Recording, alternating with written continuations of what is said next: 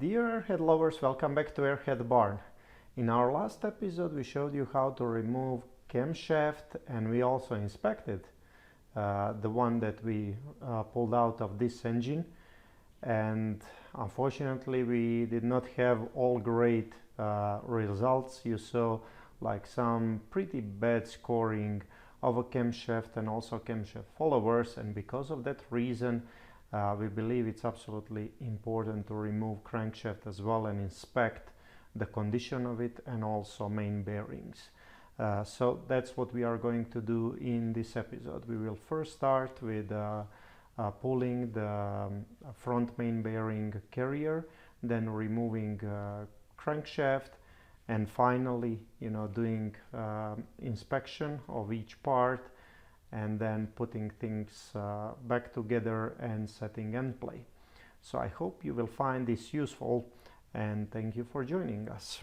Alright, so before I actually pull out bearing carrier and crankshaft, I want to spend some time and show you how important it is actually to block your crankshaft when you are removing rear main seal. So currently at the bottom of our at the rear part of our engine, we don't have flywheel, we don't have anything there. Everything was taken apart. And as you all know and maybe heard about it, that if you don't block your crankshaft, you are running a chance of dropping that thrust washer.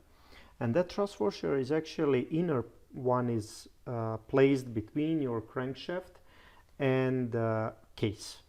So if you don't block it, this crankshaft can actually move up and down quite significantly. So I hope you will be able to see it. Let's see. You see how much it moves when it's free and when you don't have flywheel on a back, or you don't have it supported at the front.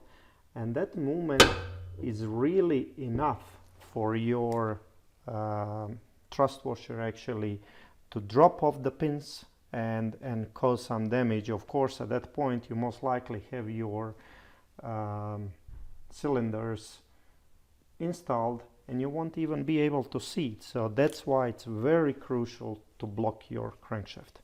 All right, without further ado, now let's proceed with the removal of a front main bearing carrier. All right, so we have our puller installed, and next thing we need to heat the block up, the case, to around 120 degrees, and that will hopefully help us to remove this carrier. So regarding heating this thing up, these things are much better than a propane.